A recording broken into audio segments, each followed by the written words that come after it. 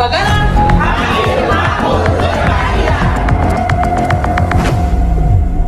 Assalamualaikum warahmatullahi wabarakatuh. Salam kemanusiaan, salam Bagana.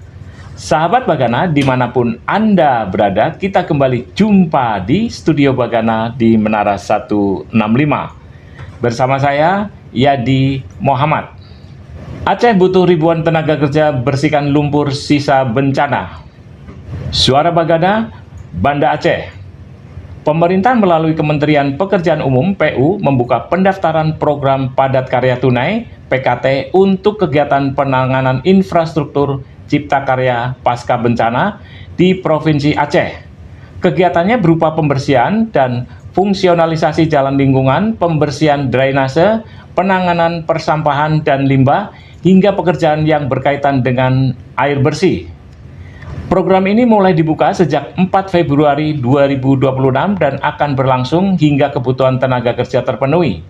Berdasarkan informasi yang disampaikan dan dipublish di media sosialnya, program padat karya tunai merupakan salah satu bentuk pelibatan dan pemberdayaan masyarakat setempat dalam kegiatan pembangunan dan pemulihan infrastruktur. Masyarakat yang terlibat akan bekerja sebagai tenaga kerja konstruksi dan memperoleh upah sesuai skema pembayaran yang telah ditentukan. Kegiatan ini difokuskan untuk membantu percepatan pemulihan lingkungan dan infrastruktur dasar dan terdampak bencana, sekaligus memberikan kesempatan kerja sementara bagi warga sekitar lokasi kegiatan. Dalam program ini sangat diutamakan warga lokal. Sementara itu, pelaksanaan tugas Sekretaris Daerah Sekda Kabupaten Aceh Tamiang, Saibun Anwar, seperti ditulis kompas.com, menyatakan warga yang terlibat dalam program pembersihan lumpur diberi upah Rp125.000 per hari. Program yang disebut Cash for Work (CVW) ini diinisiasi oleh Direktorat Jenderal Cipta Karya Kementerian Pekerjaan Umum RI dengan melibatkan 3 badan usaha milik negara BUMN. Mereka akan membersihkan saluran yang tertimbun banjir dan perkantoran pemerintah di Kabupaten Aceh Tamiang. Saya belum menerima laporan dari PT Wika Persero yang merekrut warga berapa banyak yang mendaftar, tapi yang jelas ratusan orang.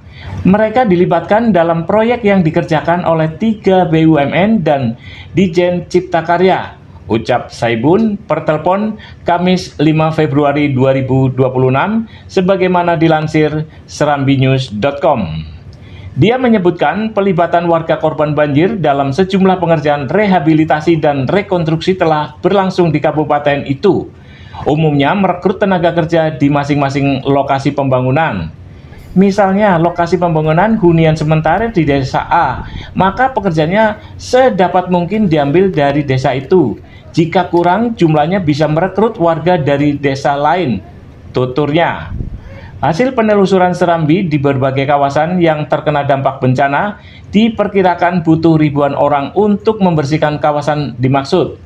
Ini pun belum termasuk rumah penduduk yang masih banyak tertimbun lumpur dan sangat sulit dibersihkan tanpa bantuan pemerintah. Di Kabupaten Biren misalnya, masih banyak rumah yang dipenuhi endapan lumpur tebal di dalam rumah. Untuk lingkungan luar misalnya di pekarangan hingga jalan-jalan desa pun di bawah 50% yang bersih. Biren sangat butuh tenaga membersihkan lumpur akibat banjir. Kalau ada 1.000 orang mungkin akan sangat membantu masyarakat, kata Kalak BPBD Biren Doli Mardian kepada Serambi Kamis malam. Begitupun dia mengaku tidak mengetahui persis teknis program Kementerian PU ini, termasuk proses rekrutmen hingga jumlah tenaga kerja yang dibutuhkan. Saya belum dapat informasi resmi, katanya. Sedangkan Bupati Pidijaya Sibral Malasi menyebut daerah yang dipimpinnya juga masih penuh lumpur, baik di rumah-rumah penduduk maupun di berbagai fasilitas umum. Dia memperkirakan butuh lebih dari 3.000 orang tenaga kerja untuk bisa membersihkan lumpur secara signifikan di rumah-rumah maupun fasilitas umum.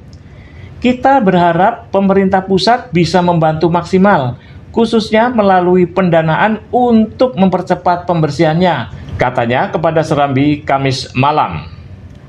Demikian yang bisa kami infokan. Wabillahi taufik walhidayah. Wassalamualaikum warahmatullahi wabarakatuh. Salam kemanusiaan. Salam Bagan.